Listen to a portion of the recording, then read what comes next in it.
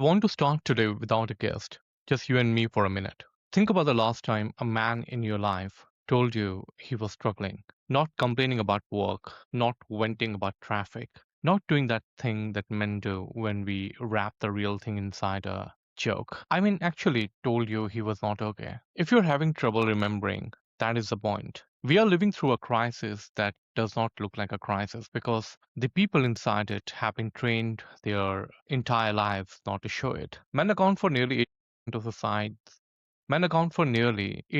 of suicides in the United States right now. 15% of men have zero close friends. One in two men with active depression never seeks a single conversation about it. Not one. And yet, somewhere in this country, every Wednesday night, a group of men sits in a circle in Minneapolis and does something radical. They tell the truth.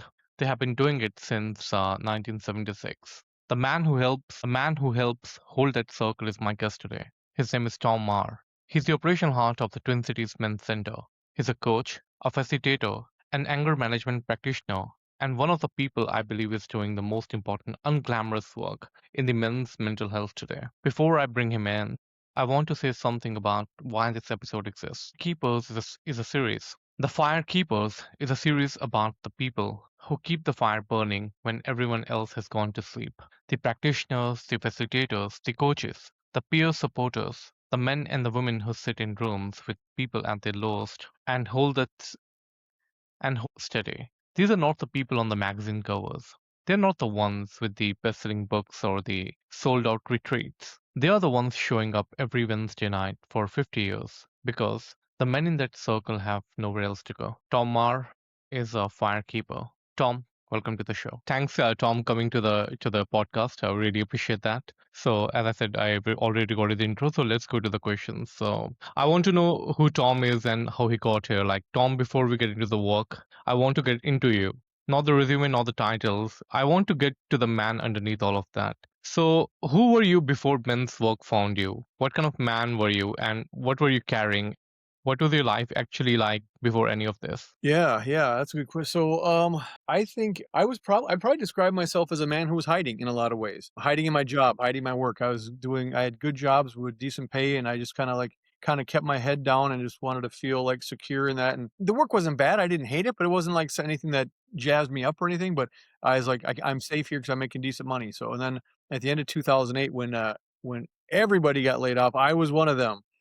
And I had no idea what I was gonna do. I was completely I'd never been unemployed before, so I was completely unprepared for that. So, yeah, the company I worked for, they gave us a program with this other organization that helps people find their next job. So I was going there and kinda looking at that, and, like I said, the work I was doing was in corporate America, and it was a lot of file processing, data analysis, and reporting and stuff like that, which I was really good at, but again, no passion. And then I was, well, what do I wanna do? Well, I sing, I play guitar, I've acted, I draw, I write, I have this creative side. So do I wanna do something in the creative side or do something in the corporate side? And I was trying to figure that out, and I Mm. was driving down to the office one day, and, I had a CD, interview CD in my CD player. I was driving down there, and the guy on there was interviewing a life coach. My head kinda popped up, and I went, "Life coach? I have no idea what that is." And, like, into my head, I heard, "Yes, but that's what you're supposed to be doing with your life." And I was like, "Well, who was that didn't help. I still don't know what a life coach is." So I kinda tucked that in my back pocket, like, so I was kinda looking and at the time, the company was, so busy because there's so many people laid off, they had to open up another office on the floor above. Sometimes I'd go up there because it was open, but it wasn't, like, fully functional. Go up there and do internet searches and do resume work and stuff like that, and I was up there one day, and, this woman came walking in. She said, "Hi, my name is Risa, and I'm one of the people that work here, and this is here, this is here. You can put your lunch over here, and if you need anything, I my office is right across the hall. So what are you here for?" So I kind of ran through the whole schema with her, all the corporate America stuff I did, then all the creative stuff I did, and then I said, and I said, "I don't even know why I'm telling you this, but for some reason, I think I'm supposed to be a life coach, but I have no idea what that is." And she goes, "Oh." Well, I'm a certified life coach and my 11 o'clock just canceled. So if you want to talk about it, I'm right across the hall. I said, "I'll be right there." So that started this whole process. So I became a life coach, and through that, I became involved with another organization called the Mankind Project, where they do initiation rituals and rites and weekends for men, and they do a lot of inner work in us. working emotional processing and stuff like that. So, and when I first started looking at life coaching, I was trying to think who would my niche be? Who would be a good niche for me? For some reason, the whole idea of working with people who are in prison or just gotten out of prison really appealed to me for some reason. And I had so many people discourage me from doing that. They're like, "Why would you want to do that? Stay away from those people. You don't want them to know your name, where you live, what you look like. Don't associate with those people." And so I was really discouraged by it. So I kind of dropped that. But going through the Mankind Project through some other connections there, I met a guy who, because I talked about the prison thing, and he said, "Oh, you should talk to so and so because he does volunteer work in prison." I went, "Oh, he does." So I met with him and we talked about the prison work that he does, and he told me all about it. He said it was not the same as coaching, but it was very compatible with Mm, coaching.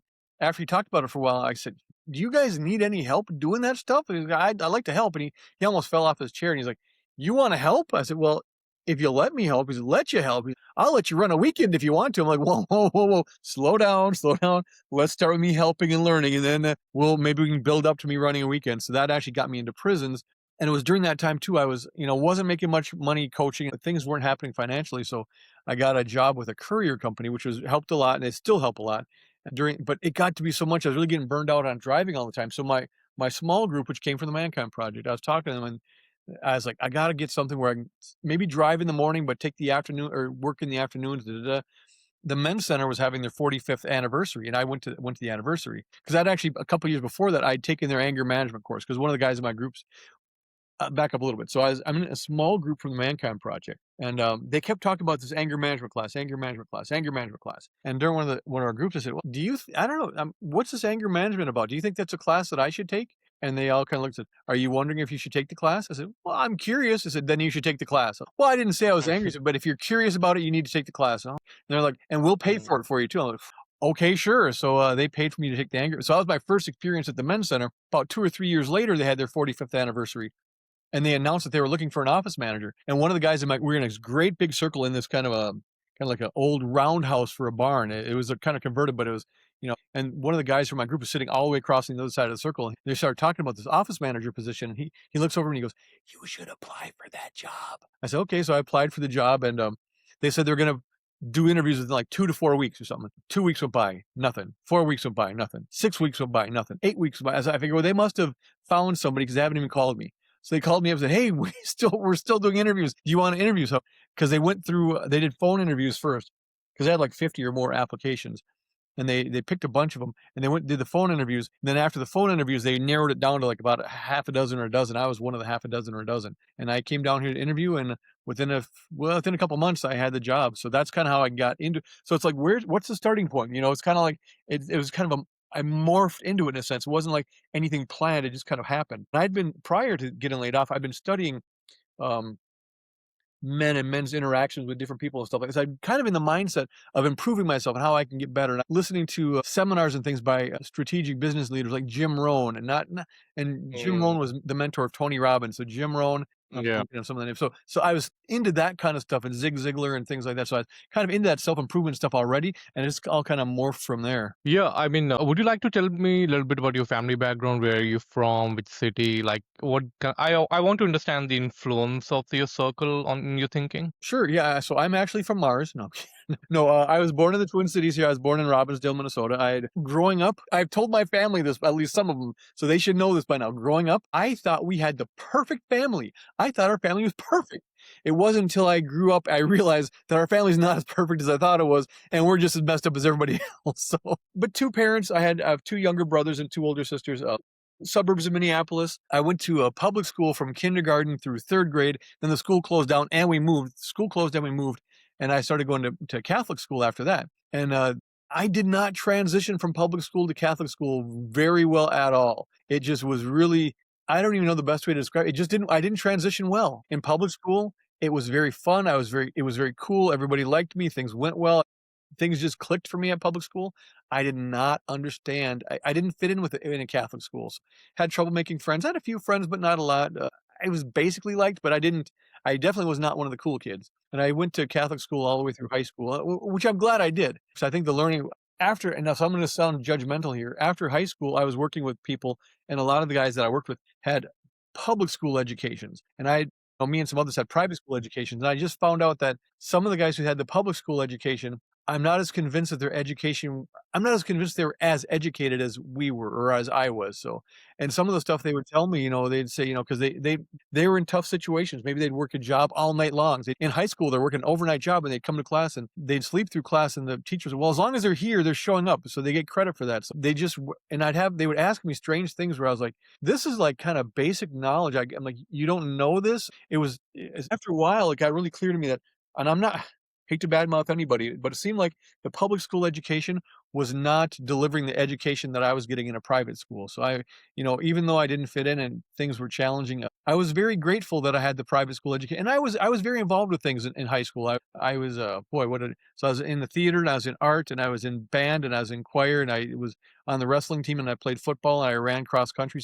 And I wrote for the newspaper. I think I was in the speech club one year. So it's not like I was antisocial. I was very into these things, but Yeah. still kind of on the outside in a lot of ways. Yeah, I mean, it's interesting that you said you were into the self-improvement things, listening to Tony Robbins and people like that. I want to know your perspective on this thing. If you go to Instagram, you see so many the self-made self-gurus, right, on these things. Mhm. And most of them just like speaking from their personal experiences. I'm sure there's a methodology. You need to learn these things when you're training people, right? What do you think that is going to create some sort of a negative impact? Like everyone is a self-guru, right? You need some sort of certification, protocols, and things that you're working.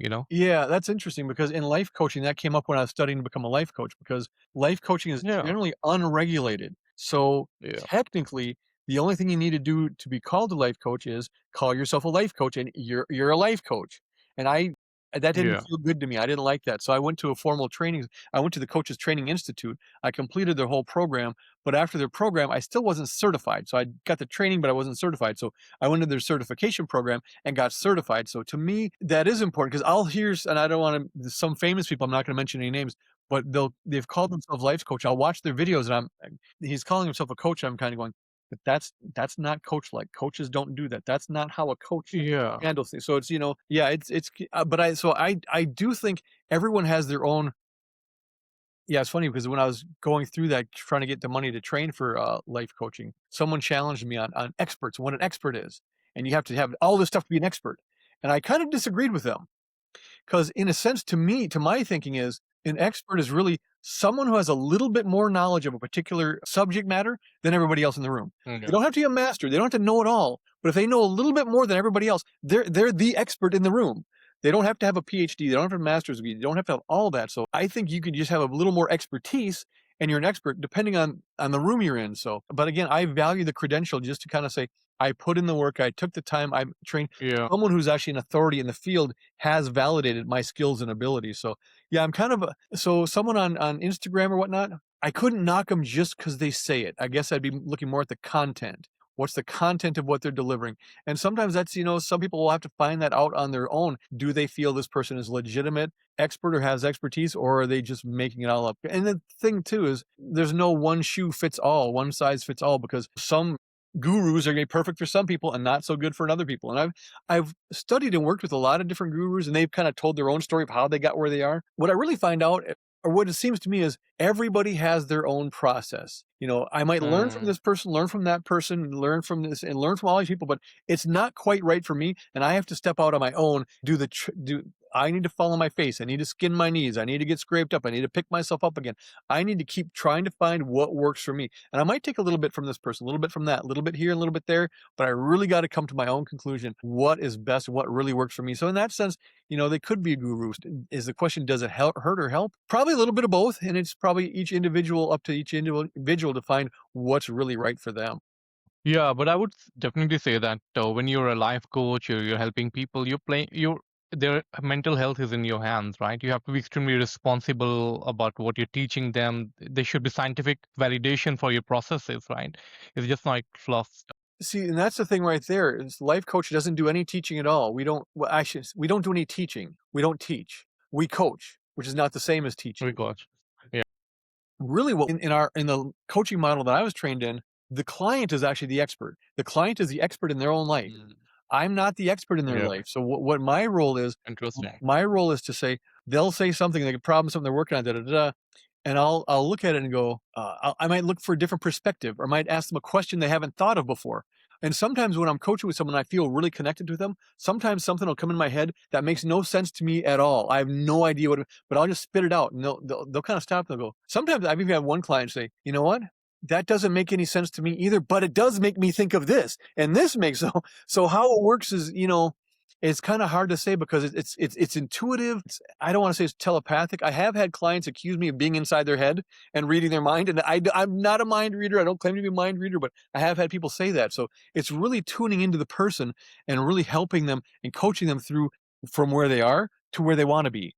And what would this look like? What would that look like? What will you benefit here? What are your potential obstacles? How much do you really want that? So it's not really teaching them per se. I may teach them a skill or a technique, but as far as the coaching itself, it's very much a partnership. It's actually a three-way partnership. It's the coach, it's the client, and it's the coaching agreement to the coaching relationship. So it's really a triangle. And ultimately, the final decision maker on everything is the client. They are totally responsible for their decision. So we don't take any of that on at all. We support, and I even hesitate to use the word support because people don't need support. They need coaching, not support. And I think if people say, "Well, life coach, why does anyone need a life coach?" And I'll say, I'll respond to the fact that, look at any team in the NFL, in the NBA, in the National Hockey League. Look at any Olympic person, any person who's taken that gold medal home. How many coaches did they have? I had one guy was talking, I think it might have been Tiger Woods was saying he's had over 30 different coaches, and some of them were like just on driving or just on putting. He had like all these different putting coaches. So Tiger Woods is one of the greatest golfers of all time.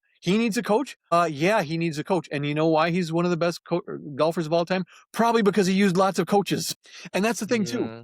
I think let's take football. So take the quarterback. Quarterback's working with the coach, and the coach might say, "Oh, I noticed you did this, you foot back, you follow back, you're dropping this." But when the clock starts, the coach is on the sideline. The coach stays on the Mm, sideline in general. It's the quarterback who has to step out onto the field. The coach can coach all they want. And that's the thing. I can give someone the absolute best coaching in the world, but if they refuse to step onto that field, my mm, coaching is totally useless. They have to be willing, and that's the thing too. If they refuse to step on the field, my response would be, okay, you don't want to be on the field. What do you want to do? If that's not what you want, what is it that you want? What is it that lights you up? What is your passion? Because if it's not football, what is it? And maybe it is painting, maybe it's knitting or sewing, or maybe it's cooking. What is that thing? And what do you want to have as opposed to what you thought or said you wanted to have? What do you really want to have? And then once they identify what that is, it's again going through that process of how do we get from where they are to where they're at. And again, that client will have to do the work. I can coach them all day long. They have to do the work. And, if they refuse to do the work, there's not much I can do, really, unfortunately. But most people who come to coaches, they want to get the result. So they do want to do some work. Sometimes it's a little scary for them, but they want to do something to get the result they want. So one of the biggest differentiators I would say between a man and a woman is like the aggression that a male has, right? That dominance. I mean, I have studied biology, so I understand evolutionary biology in that sense. Male, I have this feeling I'm the protector. I have to be the provider, right? There's a lot of pressure on a man in every society, and I've lived in the United States. I understand that my wife is American, so I understand the American culture too, right? My point is that Yeah. how hard it is to give life coaching to a man. Like men have this like repel, who are you to teach me, right? That kind of attitude. Like I know I have my own battles and stuff like that. Yeah. So I've coached men too. I don't necessarily think it's harder per se because who are you to tell me what to do? I'm like, I'm not going to tell you what to do. We're going to figure out what you want to do or what you need to do, and I'm going to suggest it. And if you want to say no, you can say no, and I'll say, well, what else do you want? If you don't want to try that, what will you try? Because remember, they're in control. So I'm not anyone to tell them Mm. what to do. I'm someone to coach them. And I might even go back to football again, too. Guys in the NFL, most of their coaches are men. There might be a few women coaches, but the vast majority of their coaches are men. And there's lots of male coaches in professional sports and in business and stuff like that. So I didn't really find much of a challenge with that, with working with men. I've had pretty good luck working with men, too. But sometimes there's a little bit of, but once they kind of get a big part of coaching, building rapport. You have to build the rapport. You have to build the relationship. You have to have that trust. Once you can get there, then the coaching goes much easier unless they just don't want it, which is a challenge, but that's ultimately up to them. So Yeah, I remember like some years ago, manosphere was like a positive thing, right? It was like men have to take care of themselves. A lot of women were also supporting that. Then it was like intoxicated by people like Andrew Tate, like anti-women and anti-minorities or whatever, right? So they brought in that kind of personality to this thing as well. I remember when I was in my MBA class and I was part of this group of girls, right? And I was the only man. So we were discussing the challenges, and I talked about like I'm a big guy, right? I'm 110 kilos, I'm 6 feet tall, muscular. You may think that I have no problem, that I'm facing a lot of issues, and they were kind of dismissive of that idea. Like society somehow doesn't really empathize with the challenges men go through, right? So, what's your I mean, experience of that men suffering from that? Yeah, we do see some of that, and for a couple of reasons. One is, I mean, society kind of tells different groups that this is the bad guy, this is the person this is the category, this is the Yeah. demographic, that is your problem, that's holding you down, that's keeping you back. These are the evil ones. So there is some of that. No, I'm just saying, I'm just asking about your experience. You deal with a lot of men, and what are the challenges they are going through? Like nobody empathizes with them, like they have no one to talk to, Hmm. things like that. Yeah, and see, that's the thing too. When I was training as a life coach, one of the things that we really focused on was, and this will sound funny to people who aren't trained as life coaches, but we went through training specifically how to listen. And my coaching school recognizes three different levels of listening. And I work with another nonprofit; they recognize like four or five different levels, but we recognize three different levels of listening. And we had to work on how to listen. And the more I've since that training, one thing that's become incredibly painful or painfully clear to me is um, people in our culture and people in our society, they are starving to be heard. People want to be heard Yep. so bad, but nobody knows how to listen. We want to be heard, but boy, we don't know how to listen. So I'll have people tell me so much many times that I'm a great listener, I'm a great listener, I'm a great listener, but it's something that you have to be really conscious and aware of. Are you listening, and how do you it's not just conveying it, because you don't want to convey, oh, I'm doing this and this means I'm listening. It has to be genuine and sincere.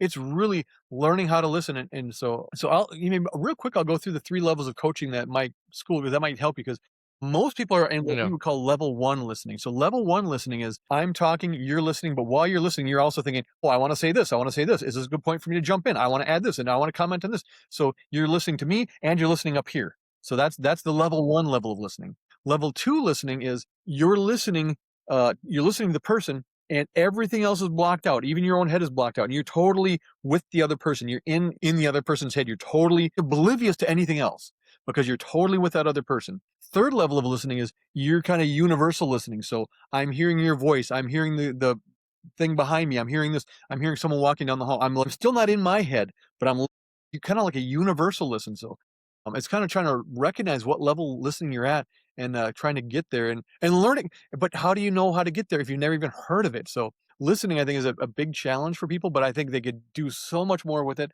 learn so much more, and it's a valuable tool. And I think, again, I think people are starving, starving, starving to be heard. I do some volunteer work in prison, and I use my listening skills in prison a lot. I had one guy, we're doing this exercise with questions and whatnot.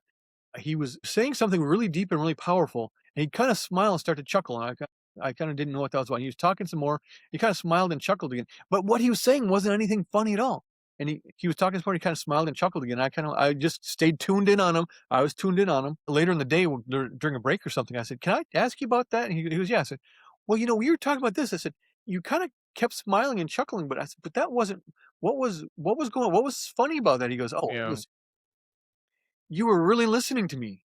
I was like, "Well, that was the exercise. It Mm, was a listening exercise." "Yeah, so we're supposed to do." He goes, "No, no, but you really listened to me." I said, "Yeah." He goes, "I've never had anyone ever listen to me in my entire life." He said, mm, "And it felt good." Now, the thing is, this guy's in prison, and he's telling me he's never had anyone listen to him in his entire life. Well, why do you think he's in prison? If someone had listened to him when he was 5, 8, 9, 14, 16, 18, if he had someone that would listen to him, would he be in prison? He'd mm, never had that in his entire life. So my feeling is, sometimes just listening is the most incredible gift you can give to a person. And some people have never had that. I mean, never had that. And for hear him say that just blew me away, because I couldn't imagine that. But it was really, really powerful. I was really, really honored, and honored, I guess was the best word, to be able to give him that gift of the first person who's ever really listened to him tell his story. And I've listened to a lot of guys in prison. I've heard a lot of stories. And yeah, it was like, I'd like to comment on this, like to hear about, just kind of shut that all out and just be with them, be with their experience, be with what they're feeling, be with what they went through. Because a lot I'd say probably both men and women, but probably more so men, don't have that experience of someone really, really listening to them on a deep, deep, deep level. It's just not it's extremely rare. I don't wanna say it never happens, but it's extremely rare. Yeah, I mean, I completely agree with you. It's so hard. Even I was talking to my mother the other day. It's just like I was just telling her, you just don't understand it, right? It's just like you just don't have have that. I mean, it's a little harsh, but it's a fact, right? And maybe I don't have that either. You know, you have this. You're trained for this. You understand. Even if you make a mistake, you know which at which point you're making a mistake, right? You can course correct. But for us, is to understand like completely from the start. So, like men account for 80% of all suicides in the United States, right? So this problem that festers to the point that you commit suicide, right? It starts somewhere. There is a life cycle to the issue. My point is that when does one know that you need help?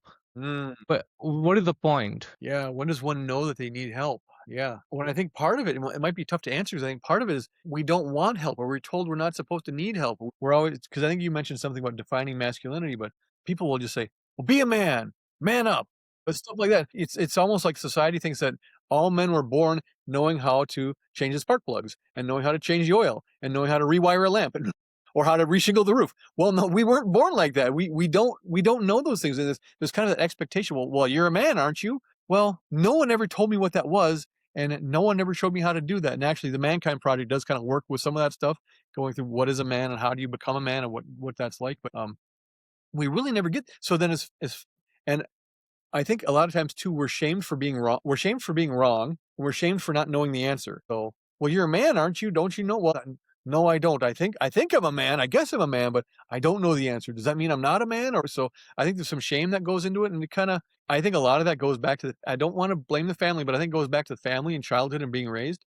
And right now, a lot of Yeah. fathers are out of the home, whether they're actually physically out of the home because they live somewhere else, or they're out of the home on a job all day and they're not present like like it was in the past where men were present more for their kids. So, but I think there's a lot of shame and then of course with that comes embarrassment. Well, if I say I don't know, then am I still a man? And I'm embarrassed if I'm not really a man because am I now lesser? Am I not equal? Are they now going to look down on me because I didn't know how to do this or I didn't know the answer? So yeah, it can be really challenging. And asking for help is not something that is, valued or recognized or rewarded really. They go, "Oh, you asked for help. That's great. Good job asking for help." We don't do that. We Mm. don't, "Oh, you figured it out all on your own, all by yourself. That's a good boy. You did it all by yourself." That's acknowledged. That's rewarded. But, "Oh, you asked for help. Good job asking for help." That you don't hear that. You don't hear asking for help being rewarded. It's just not something that's done. Yeah, and I also think that media has completely killed the normal, right? Either you were a stud, like a fighter who fight like Gladiator, Russell Crowe in Gladiator, right? Or you are just like this goofy guy, right? Extremes. There's no normal. I've never seen a movie that has celebrated a normal human being. Right. You already have to be the best from the best armed forces, ex-marine, now a fighter, the best lover, the smartest guy, the best looking, everything in one guy. There's no celebration of normalization, right, in our cultures. Yeah, yeah, there's a movie I think that but I was gonna say too, I've lived that life because in public school, I was the super stud in public school. As soon as I went to Catholic school, I was the goofball who didn't fit in. So I've lived both sides of that. But no, there was a movie that dealt with that. The actors died now. Corey Haim was in a movie. It was just a guy's first name. I forget what it was, but he was totally. But he ended up in football. Blanking on the name, but they did deal with this weird guy who didn't fit in, who suddenly got on the football team and everything worked. I don't know if it worked for him. I haven't seen the movie in a while, but it was a good movie. Corey Haim, I think, was the star of it, though. But when he was younger, yeah, I'm blanking. I don't think Mm. I'll get the name. It'll probably come to me in a few minutes. But yeah, so there was that movie. But as far as being normal and yeah, I was gonna say there was a Stephen King movie too. Blanking on the name of that one, where the Corey Feldman was in that one with 4 or 5 kids. Yeah, yeah. So boy, I'm not a big movie guy, but I'm remembering these. I'm not remembering the names of them Mm. though. So Stand By Me. Stand By Me was kind of that where the kids didn't really, that was kind of one of those, I think. Yeah, and I think every person has a different kind of personality, and everyone suffers from mental issues, right? And I'm kind of surprised when I got into this field that it's just not a universal topic to talk about, right? We all suffer from it. Like it's like the most common thing in the world, maybe the most common disorder, right? Or symptom or whatever the medical definition is.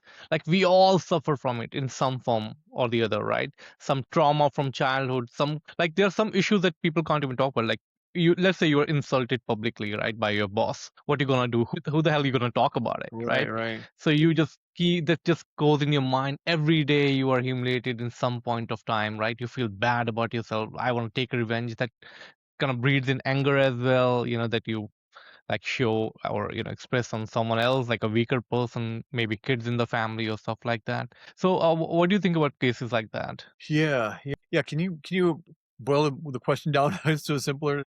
Yeah, sure.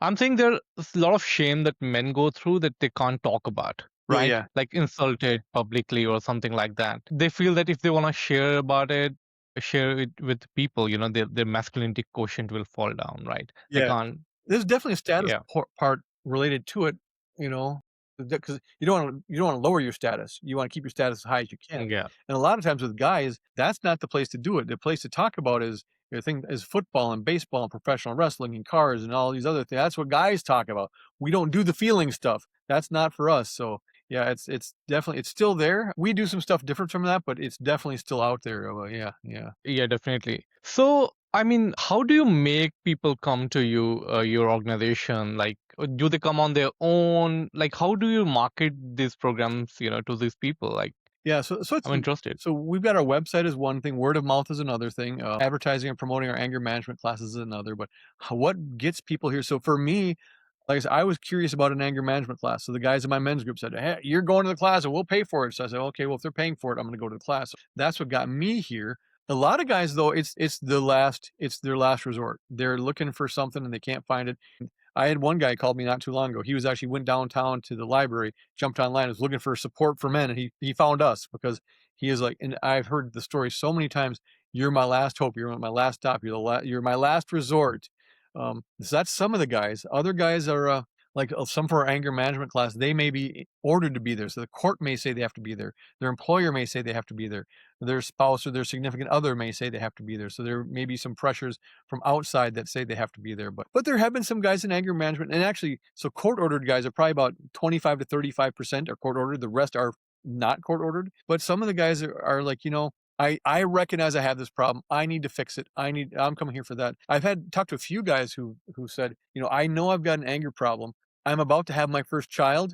I don't want to teach my son or daughter Mm. what I'm doing. I need to fix myself before I pass on this on. So unfortunately, the partner who's pregnant probably had to deal with a lot of that. Didn't fix it for her. But, the child that's coming, they want to take care of her for that, so they're not passing down that legacy and that trauma. So yeah, but everybody comes through for a different reason. And some people are we have one support group on Wednesday nights called Addiction Busters. And there's some people who are looking to work on their addictions. They don't care for the 12-step programs. Our Addiction Busters is not 12 steps. They're looking for something different. Well, that's something we offer that's different from 12 steps. So, and some guys have moved from out of town. So they lived in another part of the country. They're here. They want to connect with somebody, meet people. So they'll find us, they'll find a support group. Oh, this is a support group that fits for me, and they'll show up for the group for that. So, but they get here a lot of different ways though. Yeah, I'm curious to know if some people, don't do well in these programs. Like, what are the reasons? What stops them, according to you? Yeah, yeah. So there's our anger management classes, then there's our support groups. And the Mm. support groups are different from the classes. So the support groups are there's no expectation. Not they're ongoing. So it's once a week, all year long, all going ongoing. So a guy can show up once, and if he loves it, he can show up every week. If he misses 2 or 3 weeks, not a big deal. Why guys stop going? It varies. I know we had we had one of our facilitators, great guy. He was talking to me once. He said, you know, I decided that I've been doing this group for this many years, do this year, but da, da, da, da, da, da. I think I'm going to just stop going a group. I've done this for years. I'm good now. So one of the guys in his group was talking. Oh yeah, so what else are you going to do on Saturday mornings? Well, I guess I'm coming to groups. So yeah, but why did? But some guys, if it's not for them, they'll just feel like, hey, this isn't for me. Maybe they're just not ready for that. Maybe not ready to dive in and do that kind of work. So, but yeah, and sometimes they just feel like they've gotten what they need and they want to move on. But most of the guys that have come back regularly for a long time, they're like, I've gotten what I need. Now I need to give something to the next guy who needs. So I've received. Now I need to give. I need to keep that balance. I need to keep continue doing it. And in their giving, they also receive too. So it's good for them. But yeah, but the anger management classes are different. because those are 12 weeks long. There's a start date and end date, and you're expected to show up. Now, why a guy would quit that could be any number of reasons. We have guys who just stop showing up, and we don't know why. Some guys are there for the wrong reasons, and sometimes being court ordered or your employee ordered or your spouse ordered isn't the right reason because that doesn't mean enough to them. They're just not going to do it. They just stop because they don't want it is one thing. And that's not the majority. Majority stay and graduate the class. So and they could stop for any number of reasons. So we want to get everybody through as much as we can. But again, it's kind of like the coaching. We can't take the class for them. We can't make them do it. They have to show up. They have to be willing to participate and do the work.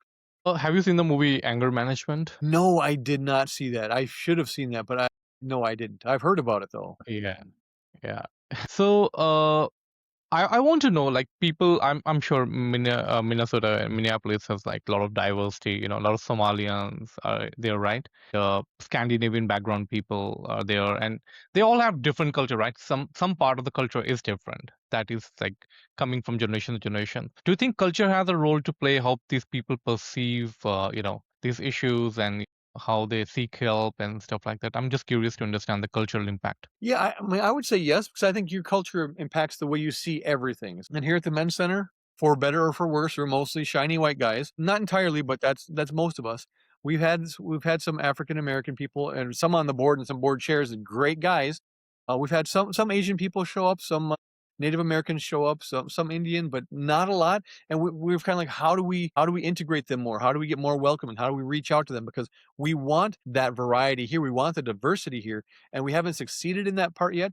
But yeah, so I definitely think culture impacts how you perceive and view things. And I guess I don't really know how those different cultures perceive what we do. And so, and I'll Yeah. say too that for anger management, we had an anger management coordinator who was a great guy. He's passed away, but great guy. He really, really, really, because all his instructors were all white. They're all white guys, and we have a fair number of black guys come through the anger management course. And he really wanted to get a black instructor, and he'd even identify guys in class and talk to them. Really, would you be interested in getting trained and becoming an instructor? They've all turned him down, but I just think. For a black man to walk into the room and see a big circle of all white guys sitting there, he might go, "Oh, I've been here before. I've felt this before." And how am I going to fit in?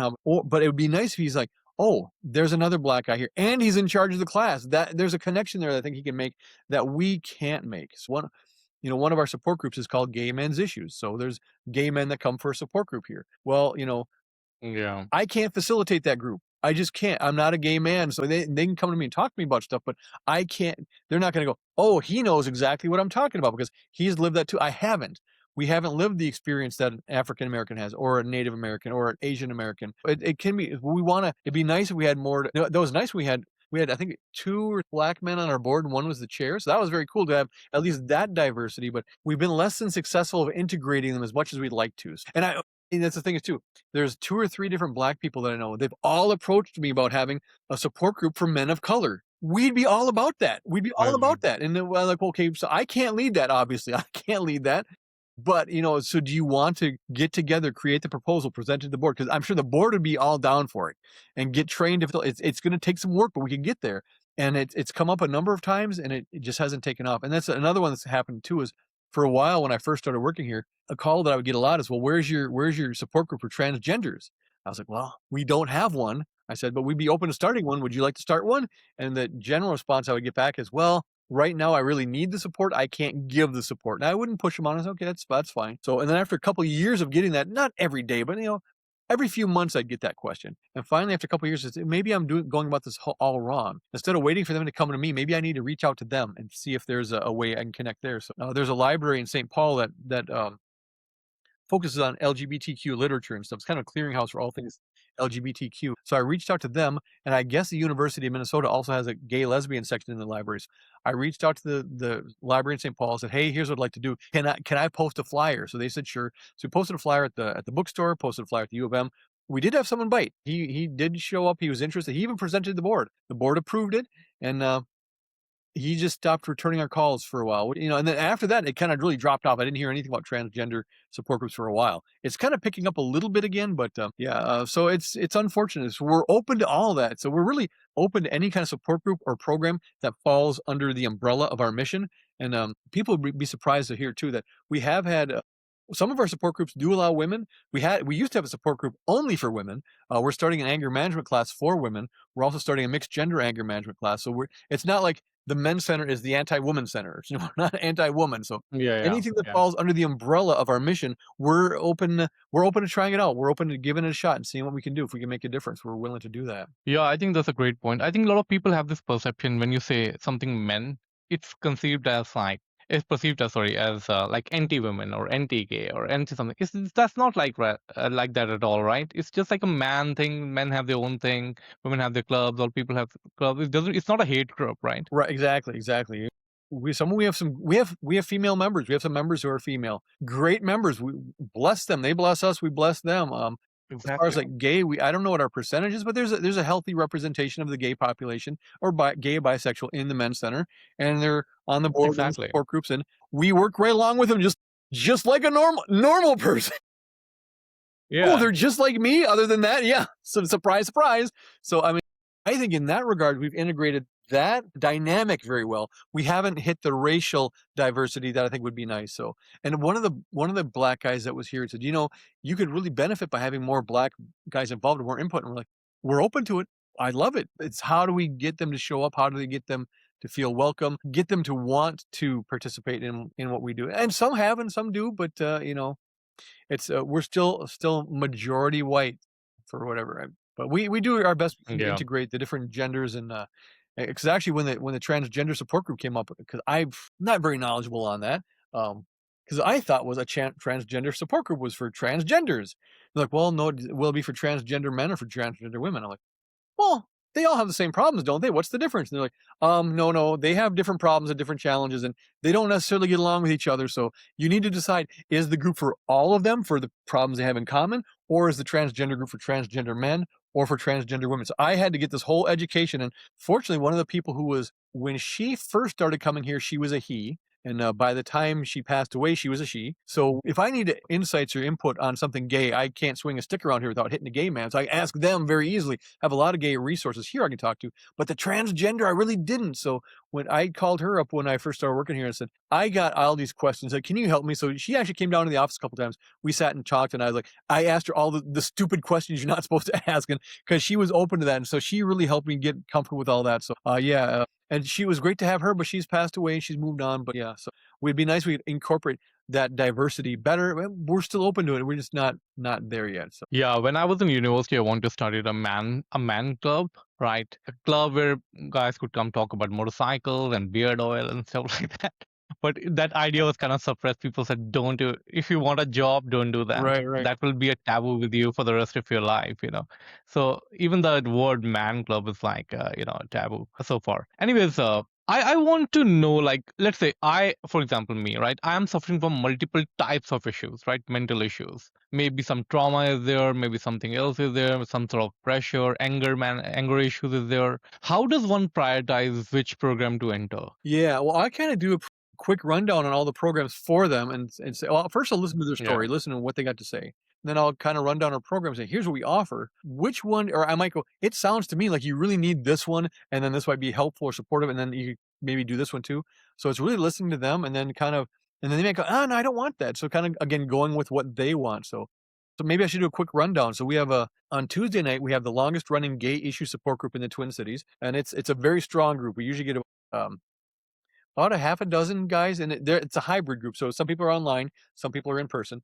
And online is when the COVID happened and the pandemic, everything shut down. So our support groups went online. We started getting people from around the country joining the group. So when we were going to open back up again, the gay issues group was like, hey, we've got 4 or 5 guys from around the country that are kind of part of our group now. We don't want to lose them. So we got Zoom accounts so we could, and these video conferencing systems. So they can keep those guys in there. So it's a very strong group led by a very dedicated facilitator, and that's key too.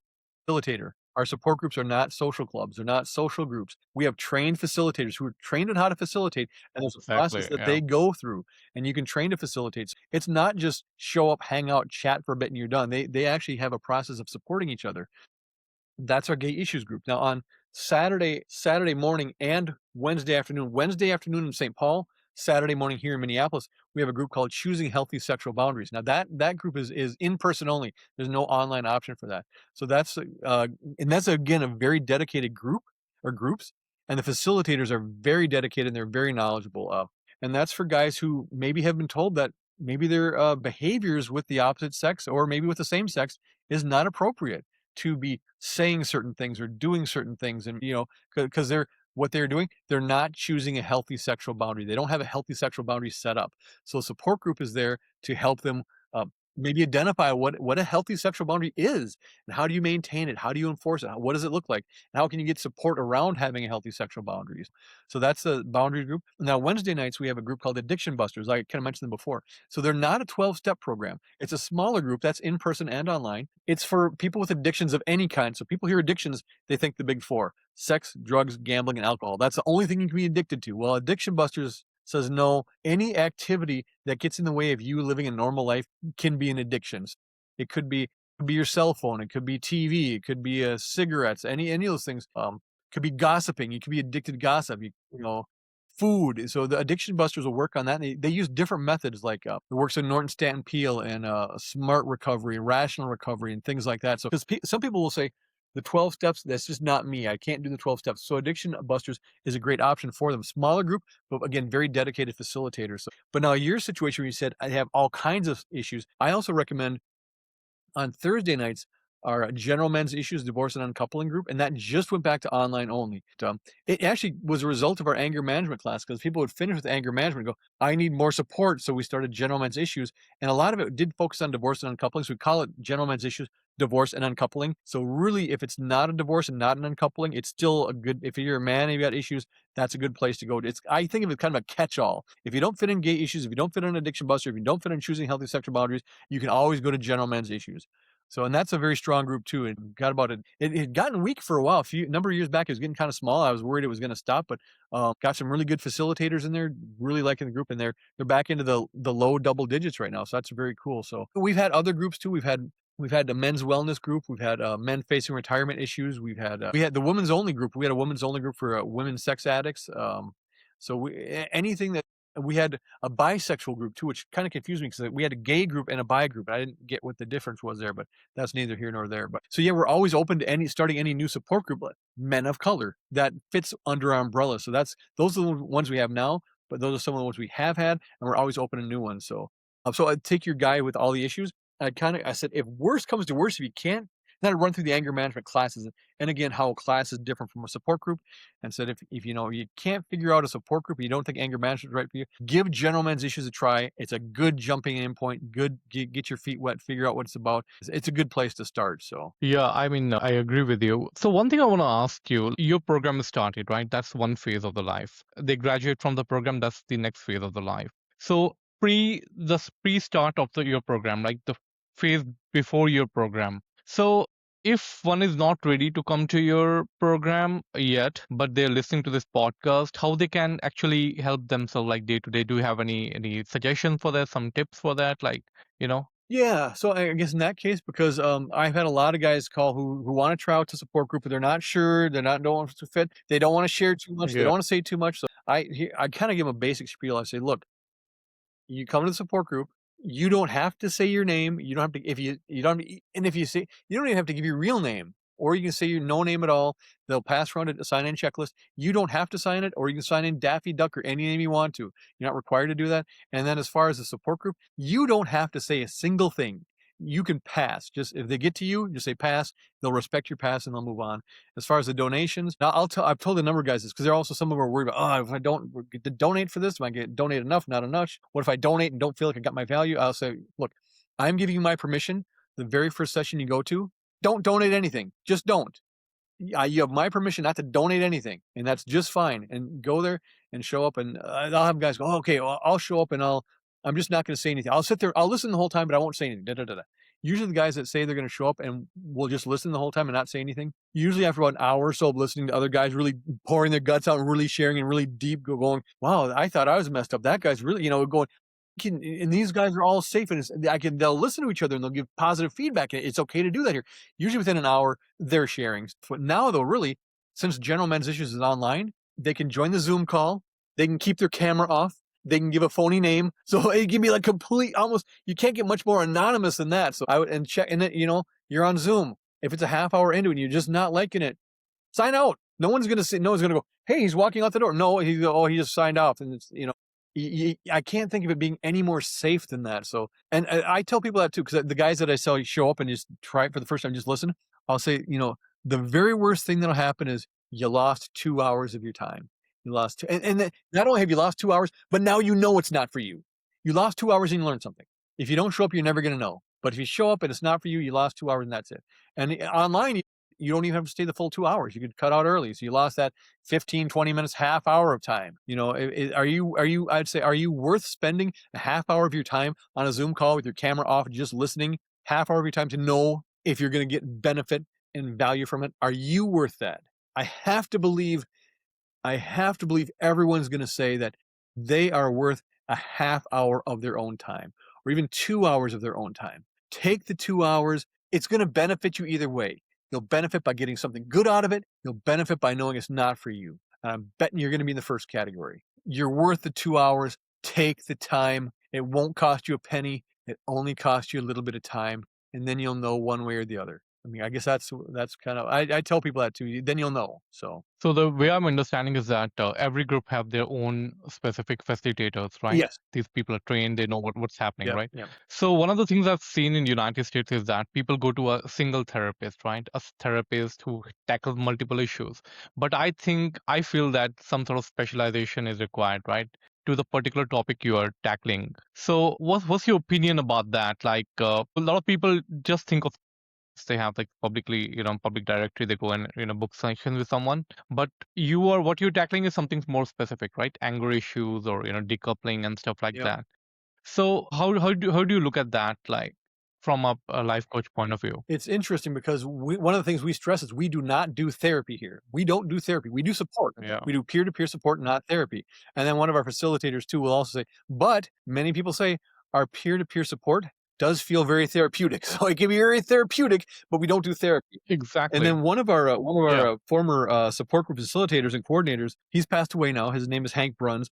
This is a quote of Hank's, and I agree with it. And I disagree, but I do like it. He says the difference between support and therapy: support is where you are right and the world is wrong. Therapy is where the world is right and you are wrong. And I kind of agree with that, and I kind of don't, because even like our I was talking to one of the facilitators of our healthy sexual boundary support group, and he'll say a lot of times when a new guy comes into the group for the first time, he'll start sharing. I'll be talking, all I did was this and did this, and there's nothing wrong with this because it's just I was just doing this, and he kind of look around the room. He'll see other guys like getting really uncomfortable in their seats because the guy who's saying it thinks that his behavior is appropriate, but everybody else is kind of going, "No, I've been there, and I know it's not appropriate." And that's not, but they don't want to say, "No, you're wrong," because we don't do that. But we're like, because the guy just hasn't gotten to the point where he's had that realization yet. So there's support going through that. But yeah, so I don't know if I answered your question or not, but I think the support. Oh, and that was one thing I wanted to say too is I've had more than one person tell they've come to us from their therapist has referred them to us. So they're going to therapy, they come to support group, and I've heard from more than one person that coupling support group and therapy, it's not like 2 plus 2 is 4. It's more like 2 plus 2 is 22 or 2 plus 2 is 222. It's a compound effect. So they work together synergy. really, really well. But they're definitely not the same. And we do the peer-to-peer support. Definitely. And I think a lot of therapists do specialize in certain areas or categories though. But yeah. Yeah, I mean, I get the point. Uh,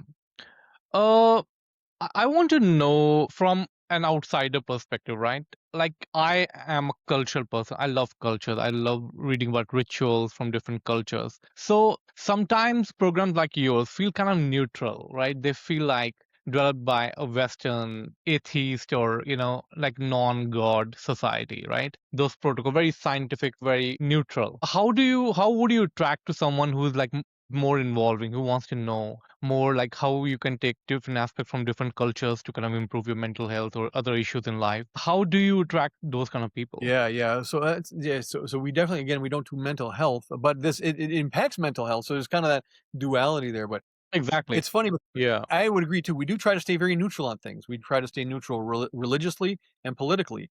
But people that walk through the doors aren't neutral religiously, politically, racially, all these different things. So exactly. What we strive for is everyone is welcome, and you're welcome to talk and share about stuff, but they're not welcome to push things on other people. So it's, you can share that's in the support groups. That's big too, is because when guys are going out sharing, if sometimes guys can relate, they'll want to jump in with, we call it hijacking someone's check-in. They want to jump in and share their own story because they can relate to that. Well, no, that you can't hijack someone's check-in because you've got that similarity. But yeah, yeah, but I just blanked. And what was the question again? I just got off tangent. My point is that Oh, culture. Yeah. some people may find it like little culturally neutral, like very stepwise, stochastic kind of a process rather than just like rooted in culture, like how we human beings think and behave. Yeah, and so I think culturally we try to stay very neutral as long as we're not impinging on or pushing anything on anybody else. But as far as people who are like really into that, I would say a good starting point is the gentleman's issues. And some guys start because they want to volunteer. So we've got lots of volunteer opportunities. We've got some different task groups they can volunteer on. Started getting involved there, and then I would say, well, what would you like to see? Would you like to see a support group around, this or that? Or and if there's something that they want to start and create, let's have that conversation. Let's talk about that. Let's see if we can create something. So, because we're always open to that. If they got cultural stuff where they want to learn and stuff about that, and they want to do presentations, we do presentations. We can do presentations. We can set up presentations for them. So they can bring in their own audience. We can bring in our audience. We can bring a mix of audiences. So yeah, it's definitely something where if that's something that somebody wants, talk to us. How do we attract someone like that? Yeah, that might be a tougher question. Our ability to attract people is challenging at times. But I mean, we're at the state fair. We got a booth at the state fair at the National Alliance for Mental Illness. They have a mental health day. They give us a booth every year, so we're out there at the booth.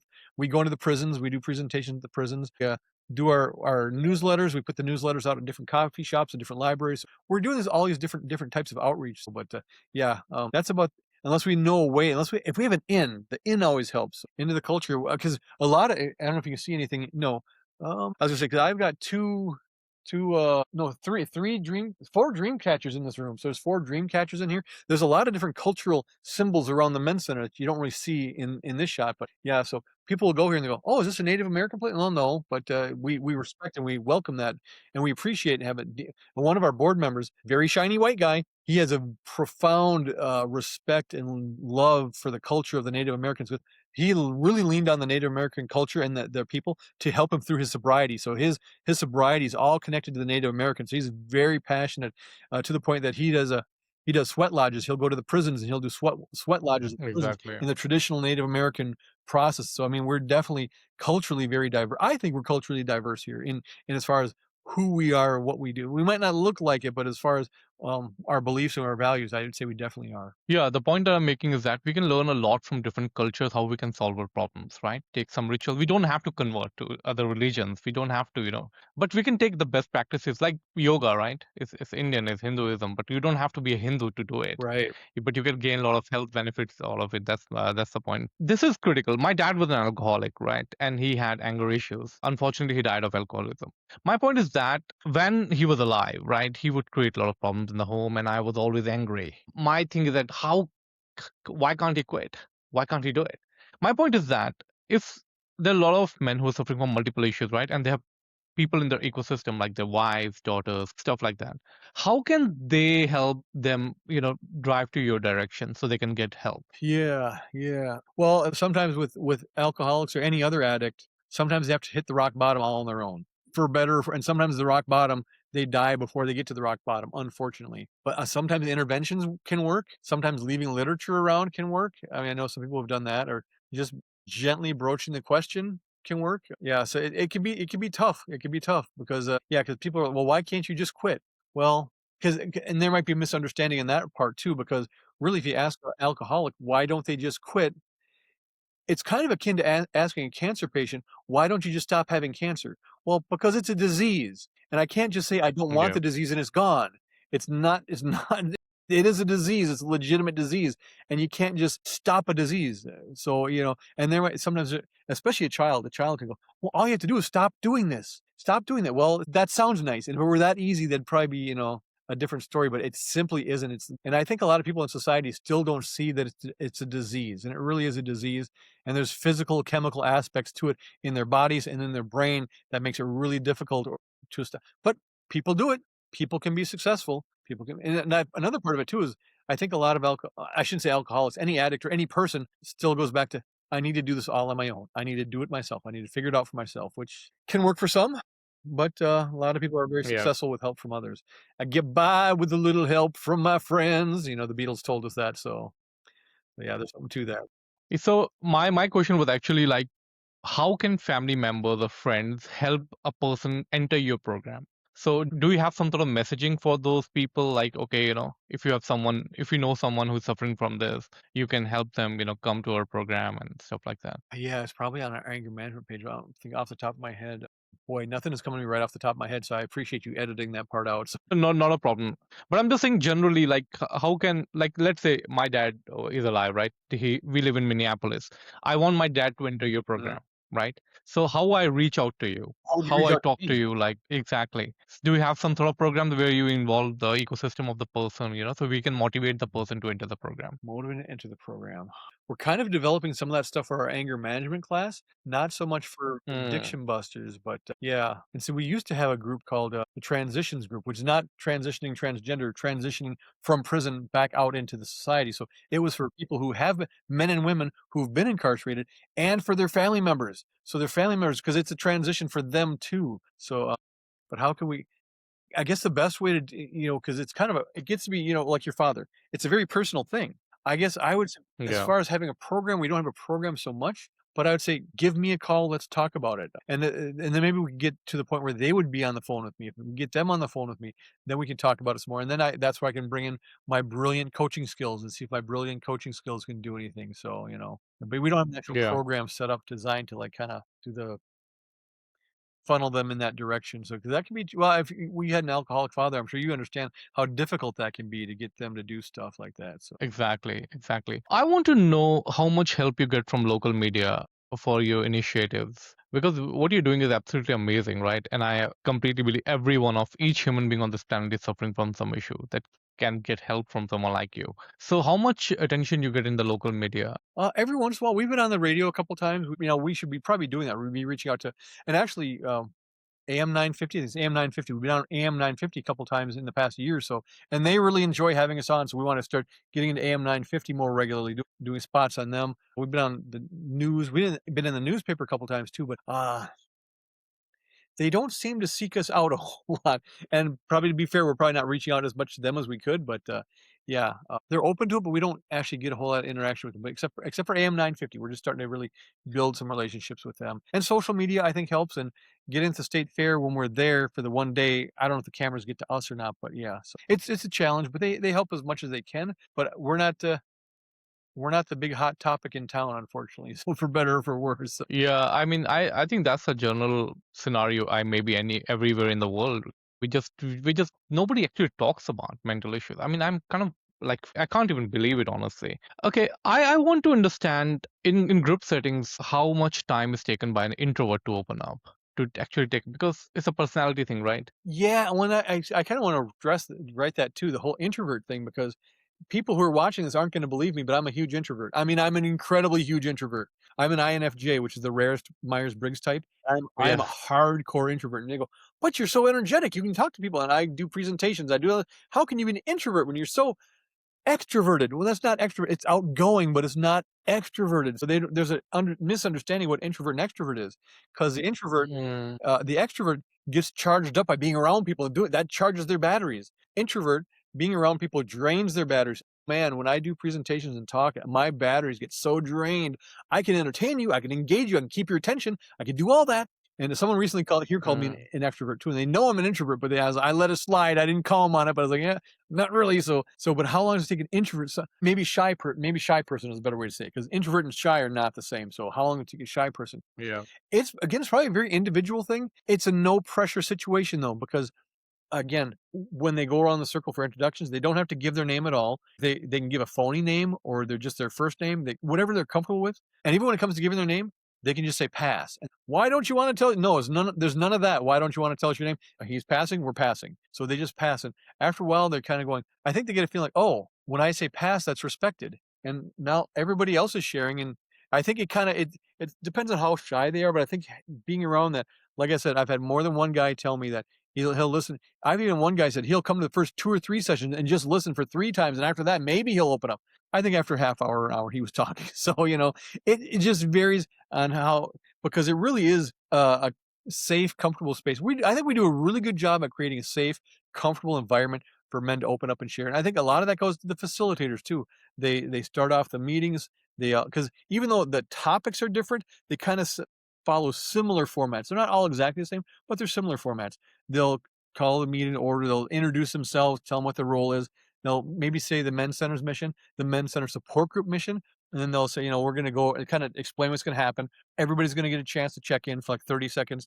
Don't comment on other people, and then and mention if you want more time, because once they've all checked in, anyone who wants more time can have more time. And then if people want feedback, they can have feedback. If they say they don't want any feedback, we won't give them any feedback. Even if we're going, oh, I really want to. No, no, he said he doesn't want feedback. So you're not sharing that because he said he doesn't want feedback. And then once it's done, they do a checkout, which is just like the check-in, but they're just kind of, how are they feeling, what's going on, and then the group ends. So there's a structured format there, and people do variations on it, but there is that same thing that happens. And I think when people they feel comfortable in the structure, and they kind of go, oh, that's the leader, or those 2 or 3 guys are the leaders. So they kind of like, okay, I don't know all these other guys, but I can, if they can feel connected to leaders, I think that helps a shy person come out of their shell too. And I think it doesn't take that long. I would say less than a session, and they're comfortable saying Hmm. at least, because if they haven't said anything by checkout, I think they're gonna at least say their name by checkout, and I'm willing to bet they probably said more than that before checkout. So Yeah, I can tell you this could be your best marketing message out there because introverts think that they're just not going to open up, right? But you're confirming it happens most of the time. They just open up, in more than within a session, right?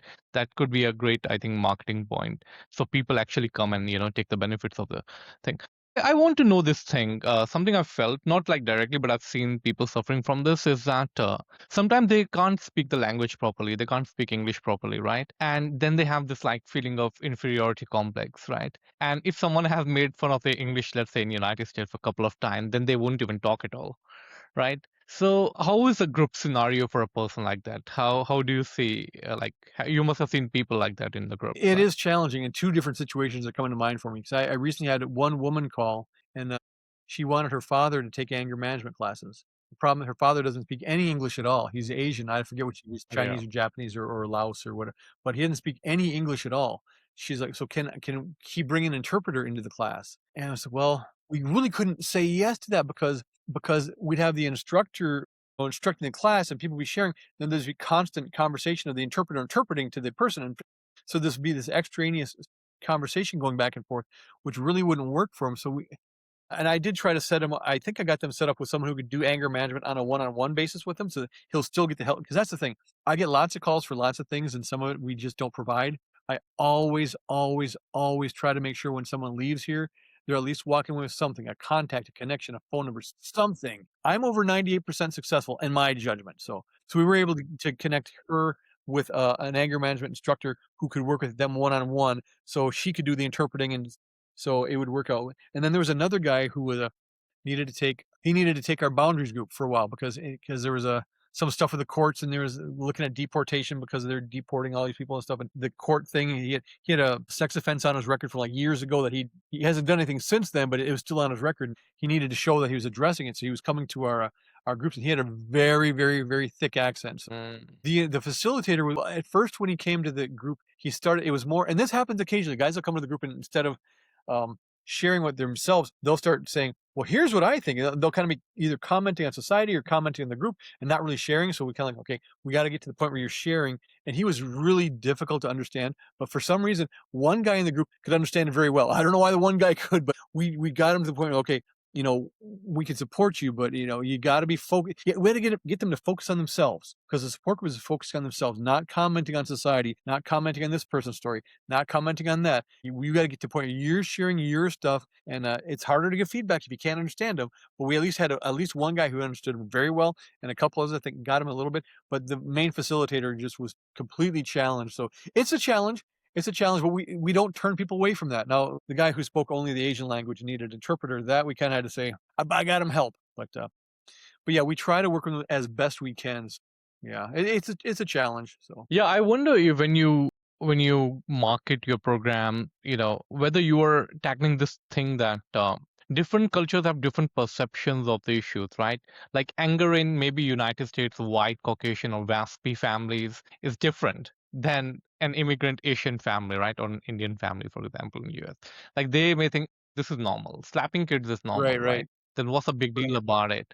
Like how we actually reach out to those people, right? That's I wanna like understand your point of view here. Yeah, yeah, and I don't know if I've said it before, but I'm gonna say it now. Outreach is one of our weak points. We're trying to figure out how to do better outreach, so to different cultures, and that's been a challenge. Outreach to other cultures has been challenging. I'd say outreach in general has been a challenge for us, but, yeah, it's a tough one, Yeah. so That's why we are focusing so much on the culture aspect in Ritual OS, the platform that we're developing. Like we understand like what are the pain point, why people are not able to cross that peak and come to the pool of like, where they can actually get help. So we are trying to bring in different rituals from different cultures so they can practice and understand their inner self first, like what is going on. So this is one step that we have actually taken. and that's worked well for you? Yeah, we've done a couple of user studies, and experience has been really good. I'm still developing that algorithm, and I will share with you, what I've done, maybe after some 'Cause, weeks. yeah, we talked about trying to outreach to different demographics, and we're stymied, so any help you could provide on that, we'd be open to it. Yeah, absolutely. So basically, my understanding of talking to people is that not everyone will come through a single gateway, right? There has to be multiple pathways to bring them in the middle first. So someone will be able to, talk to you directly and understand, oh, you know what, that's wrong with me. Someone need to understand, do a quick questionnaire, like a scientifically designed questionnaire to understand, okay, this is wrong with me. Maybe this is wrong with me. Then they're gonna munch on that idea a couple of days. And they say, yeah, maybe this is wrong. This is wrong. Okay, maybe I do not talk to a person, but let me go on the app and try this few things.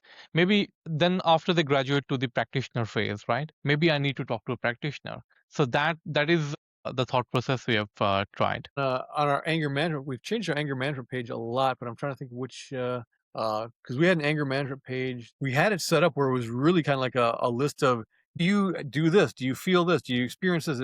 Kinda to get them and kinda, like, walk them through it. If so, we can help and kinda bring them through all that. So, we changed up the page recently, so I'm not seeing it as I'm not sure if it's still there, if it's gone now, but yeah, it's a talk to their pain points and kinda kinda get them going, "Yes, that's me. I have that issue. I get to that." And then, "Oh, and if you work with it, we do this. So here's all the things you can say yes to. Then we do this. As a result of doing this, your outcomes can be, or you can expect it, da, da, da." And then I follow up with some testimonials. So that's kind of a format that that worked seemed to work really well for a while. Yeah, yeah. So you said that you have people joining, in Zoom calls from different states. Do you also have chapters in other states, or you're only in The Minnesota? $1,000,000 question. So we are the Twin Cities Men's Center. We're located in the Twin Cities. I have gotten numerous calls from from Dallas and Miami and New York and Burbank and people going, "Hey, you guys sound great. Where's the local men's center where I live?" And I'm like, "Well, as far as I know, we're your local men's center, unfortunately." So, but I was working with one of our board members, and he's into nonprofits, and there's some nonprofit database where he did identify some other men's centers around the country. In the 70s, there were lots of men's centers. There were a lot of them around the country, and most of them haven't survived. In fact, for a while, we thought we were the last survivors. Yeah, there's not a lot of us out there for better or for worse. But yeah, we're celebrating our 50th year this year. So yeah, we want another 50 more. But yeah, so no, there's not. But the nice thing is because they can do hybrid, they can do Zoom, we can get people who are around the country now. Most of the groups have a Zoom option. Not all of them. The Boundaries group does not, but the other ones, all the other ones have a Zoom option, and anger management also has a Zoom option. So So I wonder if you plan to have any physical branches in other parts of the country too. physical brand. Well, that almost well. So we had a anger management guy instructor who was here in Minneapolis. He moved down to Atlanta, Georgia. He wanted to continue the classes, so he was running classes in Minneapolis from Atlanta, Georgia, while on Zoom. So we kind of let's call it, and it was like, we start doing anger management classes down there? And we haven't done that as far as starting another men's center in another part of the country. We're still trying to really kind of get ourselves structured together and going. And I'm inclined to say no because I even hate to say no. I hate to say no, but I'm inclined to say no because in the 70s, when there was lots of men's centers around the country, one of their challenges or one of the downfalls of some of them were they tried to branch out and become nationwide, and they weren't able to support that structure, and they'd collapse under that structure. So we haven't seen it work for us, or we haven't seen it work. Right now, we're still, I think we're too small to even try to attempt something like that without because someone down like Denver contacted us about that a while back too, and we had some conversations, and it just, there's a lot that would go into that, and we'd have to, Yeah, so it's not on our radar right now, but who knows? If someone brings it to us, we'll have the conversation because we'll try pretty much anything that falls under our umbrella. So So I'm curious about this kind of person who comes to you, the intellectualizer, right? Who the one who turns every emotion conversation to analysis and responds to like every feeling with a yeah, framework. yeah, That could be a sophisticated defense, right? My dad was like that. My dad was an MD, master's in mathematics, and also a national level musician, right? Brilliant in three M's. So you always had a logical defense, sophisticated defense to tell us like, oh, I'm not an alcoholic. This is not how an alcoholic behaves, yeah. right? So how do you deal with someone like that? Yeah, it can be tough because a big part of what we do here is trying to get people into their feeling, get men out of their heads into their feelings, and a lot of them aren't willing to go into their feelings. But so we try to really get them into their feelings, and some men try to rationalize, logical. That's kind of like the defense, the wall they put up. So we try to really encourage and show them that it is a safe place and is the valuable thing to do. Sometimes you have to get a little confrontational with them, but not generally. But one thing we try to encourage them to get into their feelings, and sometimes people say something. Well, I just don't have any feeling about that. And I'll share with you one of my coaching tricks when I get that response. I get some response. "Oh, I don't know. So, what do you feel about that? So, trick that I Mm, use is, so let's say you say, well, I don't have any feelings about that. My trick is, well, what would you feel like if you did have feelings about that? Which kind of like, mm, the mind flips on that. Is okay. So you don't have any feelings. What would the feeling be if you did? I don't know if it gives them permission, because when people say, well, I don't know, my coaching trick is, well, what would the answer be if you did know? Well, what would it be? Well, if I knew the answer, somehow it gets Burt circuits that little I don't know or I don't have that feeling. It short circuits that, and they're able to get beyond that because now they're kind of stepping into a place that's not really real. Well, what if I did know, or what if I did feel that? What would that feeling be? So they're kind of in a little more of a creative space. And as soon as you get into a creative space, you're already kind of getting into those motions anyways. So that's my little top secret coaching trick that I use on people who either don't know or I can't get there. So what if you did? What if you did know? What if you did have a feeling? What would it be? So and it's really effective. And people say, why does that work? I don't know why it works. It just works. So it's like, you got like show a caveman a television and you hit the remote control, it turns on. Well, how does that work? I don't know how it works. I just know that it works. It just works. Don't get into the why or how it works. Just trust that it works and use it. So, Interesting. So another question that I have for you is a compound question. So there are some miscreants, right, who just want to join a group and be like clown of the group, maybe just to have fun, time pass, yeah, right? yeah. And my question is that when do you make the call that group is not the right environment for a particular man right now? Like this is not the right. How do you make that call? Yeah, yeah. I mean, if they're doing that, it shows up. It shows up pretty quick if they're there to have fun and joke and screw around. And the Yeah. facilitator will usually address it if it's appropriate. Address it after the meeting with the person. If it's really bad, they might address it right during the meeting. And really, if you're sitting in a group of 10 or 12 people, one guy screwing around and everybody's really getting annoyed and bothered by it, and everyone's sitting there looking at that guy going, what the is this about? They're not going to feel that welcome. They're not going to feel that comfortable. They're just going to, I can't imagine they'd want to stay or come back. And if it was something where they wanted to come back just to continue to create, because they liked creating chaos in that, we would have to ask them to leave. We almost never had to ask anyone to leave. And it wasn't for reasons like that either. So it really doesn't come up that much, but we would address it with them either after the meeting, during the meeting, and, ask them to leave, or they'd probably, like I said, they'd probably feel uncomfortable with a half a dozen or more people staring at them going, what are you, they'd probably feel very unwelcome. I can't imagine they'd want to stay. Yeah. This was done in that movie with Fight Club. If I don't know if you have I seen did that see that a movie. long time ago, but I did see it. Yeah. Yeah, yeah. There was something like that, right? So this guy just joins his multiple groups just to kind of feel human, right? But he doesn't have those issues.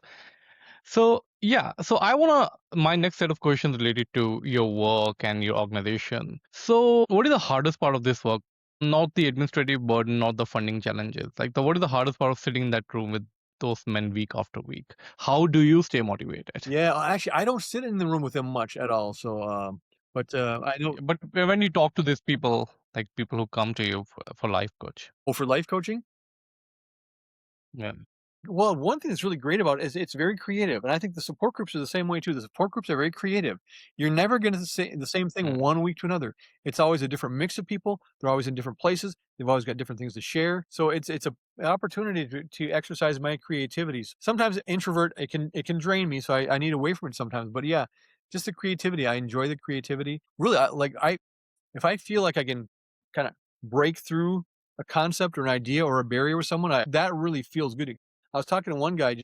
yesterday or the day before, he was calling about our anger management class. He's going, and my wife, or I was wife, his girlfriend, my wife, and I know and she goes, I'm terrible because I do this. I need to fix this. I need to take care of my anger management problem. She's not pushing me. I want to do it because I know I do this. I'm bad for doing that. Da, da, da, da. And I was like, okay. And he seemed like a decent enough guy where he was open to new ideas and different stuff. So I said, okay, this is a coaching thing. Always ask for permission. If they say no, you don't go forward. If they say yes, then you can go forward. So I asked permission. Would you like some feedback on what I just heard? So there's my asking permission. He said, yeah, go ahead. So I was like, okay, now I've got his permission to say this. So I'm going to give him feedback. And I said, what I'm hearing is you're saying this, you're saying you're doing this because of you need to address your anger issue and you're this with your girlfriend. He said, I'm bad when I do this, did that. I said, you need to make there's a distinction I want you to make there because right now you're collapsing your actions and your identity. You're making them the same. You're collapsing your actions and your identity because you said, I'm bad when I do this. I said, you know what?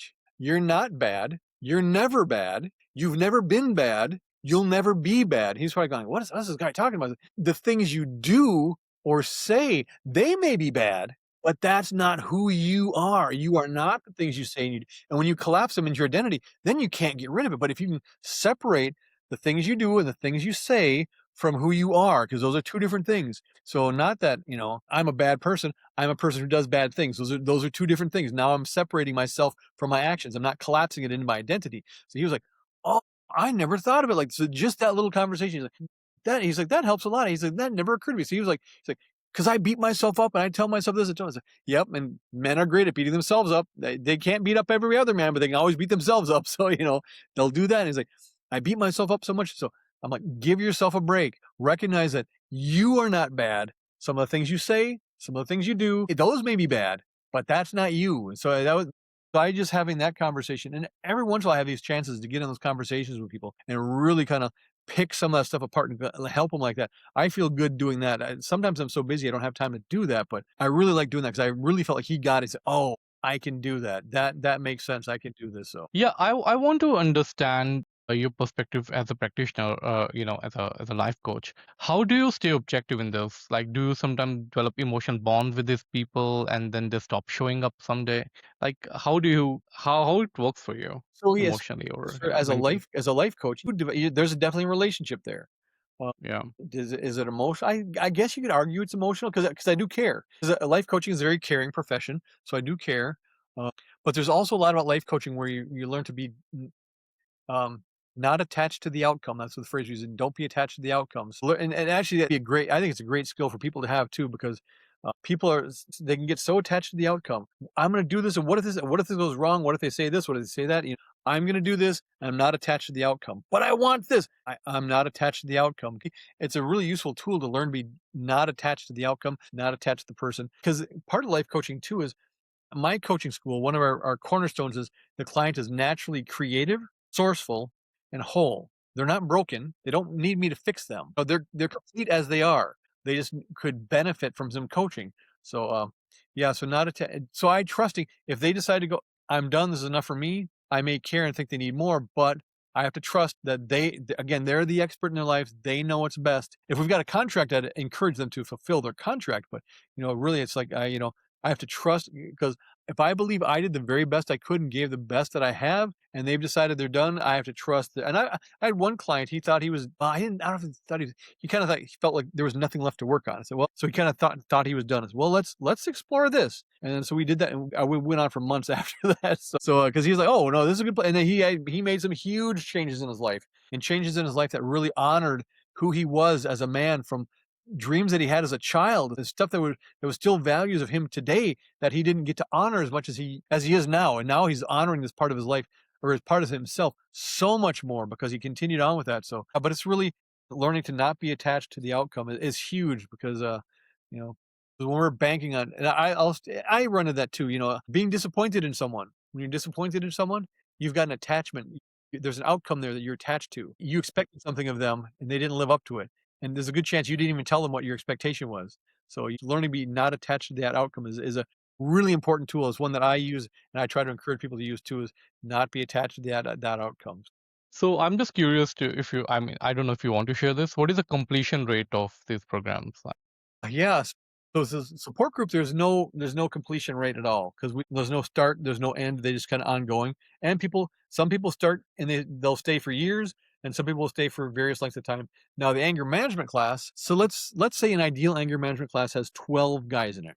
Let's say it has 12. Two guys are going to drop out for whatever reason. So they drop out. You know, or some they might not even show up at all. They'll pay for the full course and not even show up for any of the sessions. But that's maybe two guys. And then you'll have a guys that are, Oh, what's that? 83%.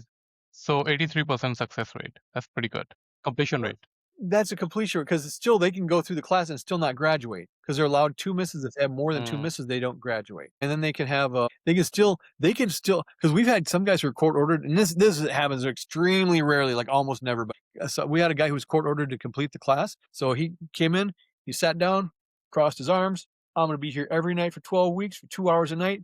F this place and F this program. Da, da, da, da, da, da, da. And after a few weeks, the instructor said, "Fine, you can be here every night. We'll let you be, but you're not graduating because that attitude is not someone who's graduated in anger management class." So he, he had his turnaround. A couple will drop out.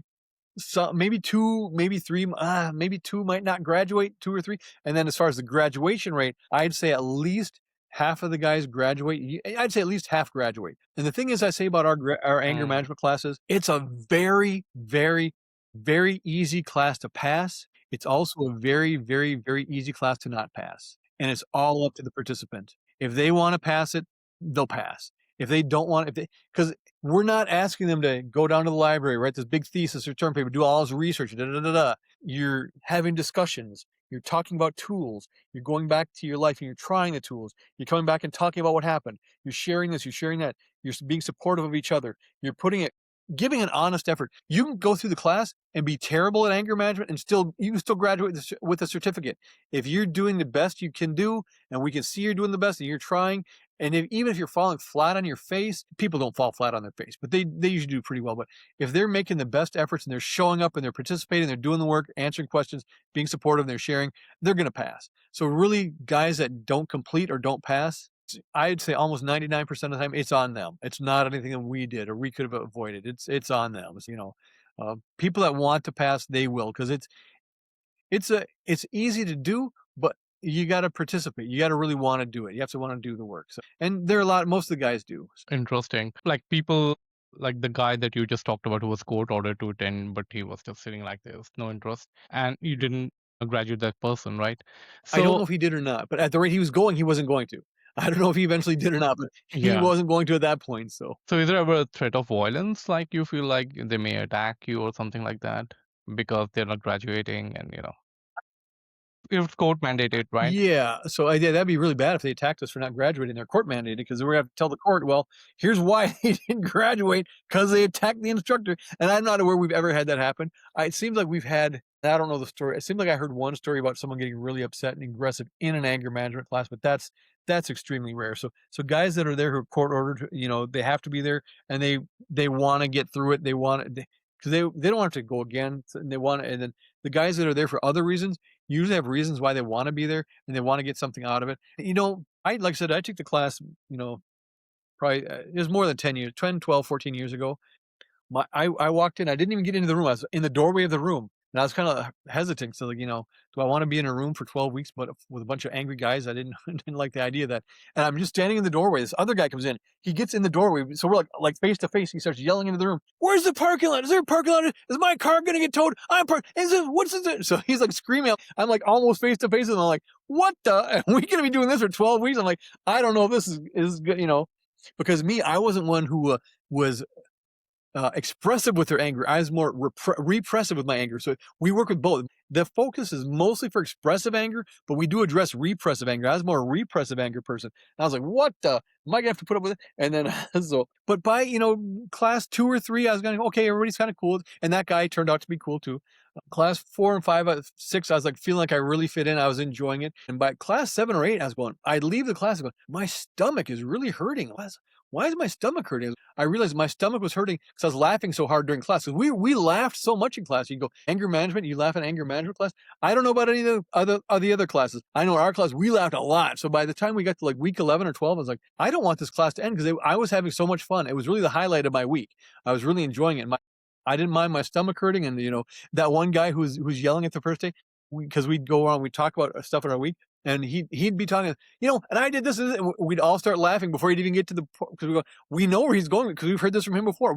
And then he hears us all laughing at the stuff he's done. He's like, and then he gets the big aha moment too. He's like, yeah, that really is ridiculous. Why would I do that? That is stupid that I would do that. That's so funny. And so people hear and people are laughing partly because they can relate to it. They go, I get that. I know I've been there too. So there's that bonding and there's that sense of like, I'm not the only one that's pissed off. I'm not the only one who doesn't understand it. I can relate to that too. And I can also hear how ridiculous it sounds now that I'm saying it out loud in front of a group of guys. We're also laughing at how ridiculous it sounds. It was a lot of fun. I really enjoyed it. It facilitated a couple of workshops. There's always interesting stuff happening. We had one workshop, one class. It was a hybrid one. So we had one guy online and there's one guy here in person.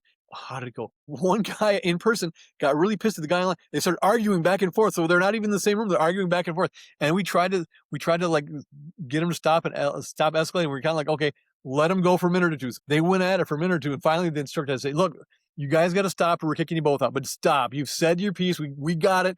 Stop. And then we actually took a break. So we took a break but we continued the class and they were both still there. And it was nice because they had this conflict in class and we were able to talk about it. They go, what skills were there? What skills did they use? What skills did they not use? How could they resolve this? It was hands-on real life right there in the class. One guy on the Zoom call, because we had a nice big TV where he was on, and the other guy in person. So it was an interesting session. Yeah. So my last question to you is, so we are in the AI age now, right? Every day there's something new is happening. People are more and more on their mobile phones, smartphones, computers, and it means you're single and you're just in front of a computer, right? There's no social cohesion. Those old social systems, supportive systems are falling down, called containers, right? And are you ready for this new kind of challenges that people are facing, and how you can help them, right? Now people are, I mean, we have unfortunately seen cases where people are committing suicide because they emotional bond with their AI agent, right, that they're talking to, and it's just going crazy now. And new challenges going to emerge, right? And so how you're preparing yourself for that? Yeah, yeah, it's a good because how much can you prepare yourself for something like that? And the thing is too, because you mentioned the suicide, because we actually had a guy, and this was before my time, so I don't have firsthand knowledge of this, but I've heard the story. We had a guy that found us, wanted to start volunteering for us, and he was volunteering, doing this and doing that. Da, da, da. He was doing all this stuff, and then he committed suicide, and everybody loved him, and they were shocked he committed suicide. Turns out, he'd never attended a support group. He never got the support he needed. So he came and he gave and gave and gave. He never took, and he committed suicide. So now with our volunteers, there's kind of an expectation. You can volunteer all you want, but we want to make sure you're getting something back too. You need to not just Yeah. volunteer, you need to make sure you're getting support and getting support groups. So we try to encourage that. So because it is challenging, and even the whole in-person anger management versus online anger management. I think online anger management is effective. We've been very effective with it. But when you get the anger management class in person, and the same for support groups, when you had it in person versus online, if we take a break, people on Zoom shut off their camera and go use whatever. People here in the men's center, they chat with each other. They walk down the hall to the restroom together. They come back together. When group is over with, they walk out the hallway. They walk out the door together. They walk to their cars together. But when you're online, you cut it off and you're done. You don't. So there's it's effective and it works, but there is that component of being in person with someone face to face that they are missing. And we hope that's a selling point. So in a lot of ways, the Zoom has helped us, but there is still that part that's missing. And the AI too, I've heard stuff like that where people go, oh yeah, I had this problem with my relationship. So I just asked AI what to do. And you asked AI, and they're like, but it was good advice, and it may be good advice, but that's the thing. The more you get into artificial intelligence, it's not really intelligent. It's not intelligent. No, it's There's no not. intuition. There's no problems. There's not really an intelligence there. So it is unfortunate that people are getting. So who knows? Maybe that'll be one of our next support groups. People with AI addictions or people with AI support. So getting off of AI, and we'll have that one in person only. So yeah, it's new on the horizon. But yeah, that's the technology. It's been like many things, a blessing and a curse. Yeah, and that's my prediction. I think AI fatigue gonna come soon. People will be fatigued of AI. Just everything will feel fake, right? You can't tell what is real and what's not. Then it's gonna like turn off a lot of people, and they would go for more real connections. And that, I think that's what your organization is doing, and really commend that. You're tackling two issues which are really really important. First is like mental issues people are suffering from, And second, you're increasing social cohesion. That's really, really important. You're creating that bond. People come, connect organically. You're not forcing them to connect with each other. They come to 2, 3 sessions, then they become friends with each other. They share a Yeah. joke, they share a drink maybe after the class. And I think that's a beautiful thing. That's what we humans are supposed to be, right? We are not robots. We're gonna use Yeah, and robots. I started watching a lot of YouTube, and, all of a sudden, I can tell if the video is made by a person or made by AI, and I used to watch the AI videos Yeah, for a while, but now it's like, I can't watch an AI video. I can tell 'cause they'll be talking about exactly. celebrities and stuff, and going, "I don't know if that situation happened, but it didn't happen like that."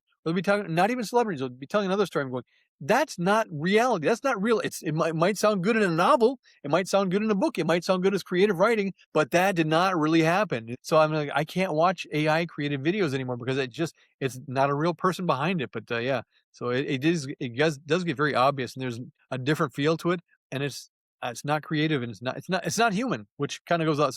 AI is not human, which should go without saying, but Yeah, last year I gave this thought leadership on AI. I work in that field in management perspective, and I told people, look, you have to be away from this thing, especially in marketing, because people will be able to tell easily this is AI. You don't give a yeah, damn. You just used AI to make an yeah, ad, yeah, right? So if you look at some ads of Coca-Cola that they made during the Christmas time, they look so bad now.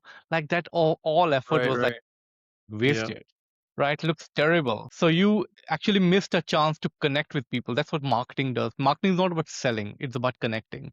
It's about making people realize what they yeah, need, right? So I think this is what your organization is doing. I'm proud that I've interviewed yeah. you.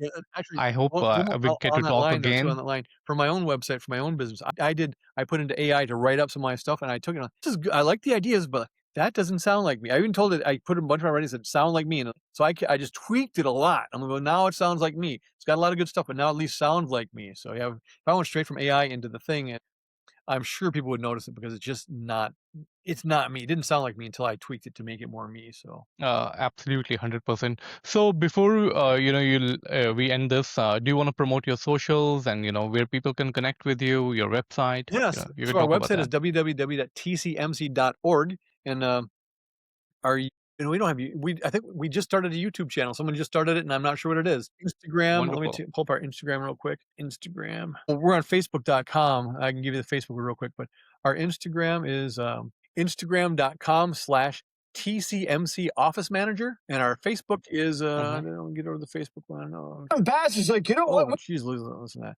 that. It's, Facebook.com/TCMC.org. So that's our Facebook, that's our, Instagram, and that's our website. And we do have a YouTube out there, but it's brand new, and I don't even know what it might be TCMC Office Manager, but I really don't know. But you can probably look it up by looking up TCMC or Twin Cities Men Center. Hopefully, it'll pop up for you. Yeah. So I'll actually edit from here. I just want to tell you that after this, I'll send you an email, and you can send me all the Cool, links. So we'll post on our social media, and also make some social media sets for you, like posters that you can promote on your social cool, media, very cool, channels as well. nice. Yeah.